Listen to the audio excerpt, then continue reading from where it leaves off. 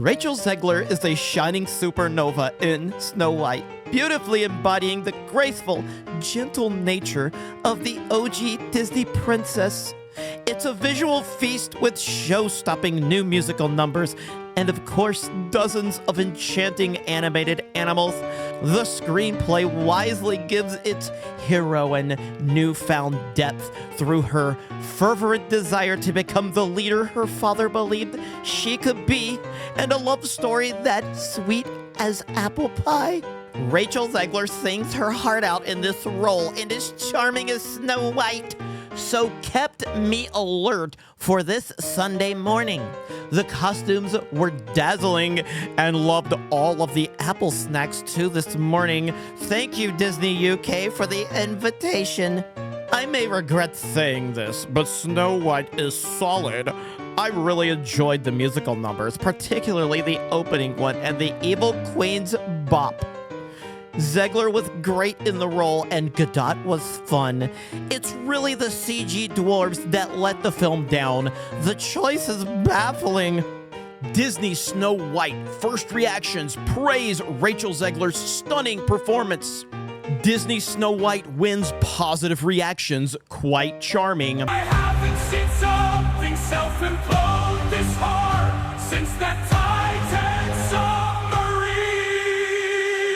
Mirror, mirror on the wall, as a German I claim cultural appropriation. Mirror, mirror on the wall, Snow White in the 7 CGI abomination, making the dwarfs look like a PS1 hack reap was a bold choice. Rachel Zegler looks like a medieval squire boy. Marvel's lost $237 million. Snow White, hold my beer. Disney used to make people famous, now it ends acting careers. Mirror, mirror on the wall, why the seats are empty in Cinema Hall. Mirror, mirror on the wall, what's the biggest Disney flop of all? Shut it.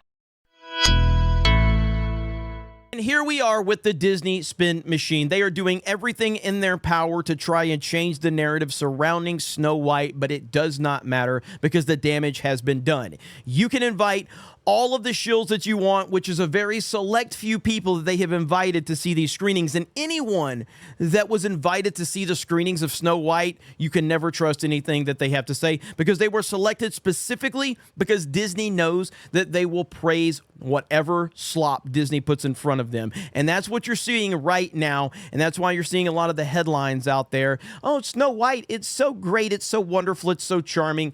No one likes Rachel Zegler, and no one is looking forward to this movie. I know that you've told me before that your version of Snow White is different, and it's more of a 2022 version of Snow White. What did you mean by that? I mean, you know, the original cartoon came out in 1937, and very evidently so. There's a big focus on her love story with a guy who literally stalks her. Yeah. Weird. Oh, shut up, silly woman. Super weird. So we didn't do that this time.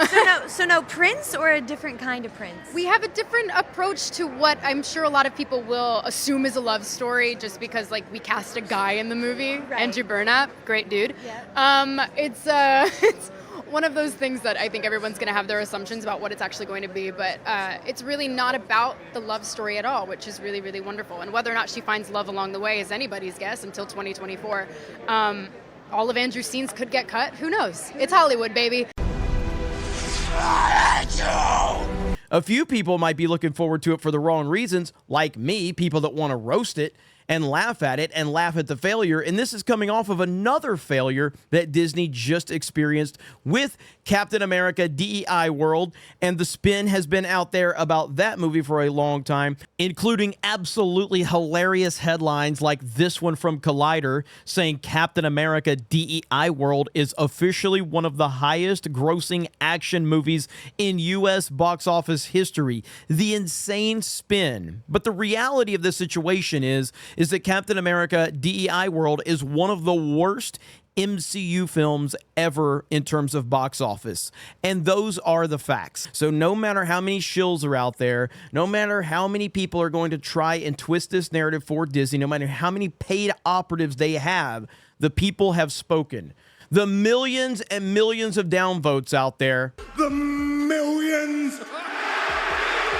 all over their dislike of Rachel Zegler and her disrespect. She has unified people across the board because of this. She has unified old school Disney fans. She has unified literally everyone because that's how unlikable she is. The cartoon was made 85 years ago, and therefore it's extremely dated when it comes to the ideas of women being in roles of power and what a woman is fit for in the world. And so when we came to reimagining the actual role of Snow White, it became about the fairest of them all, meaning who is the most just and who can become a fantastic leader.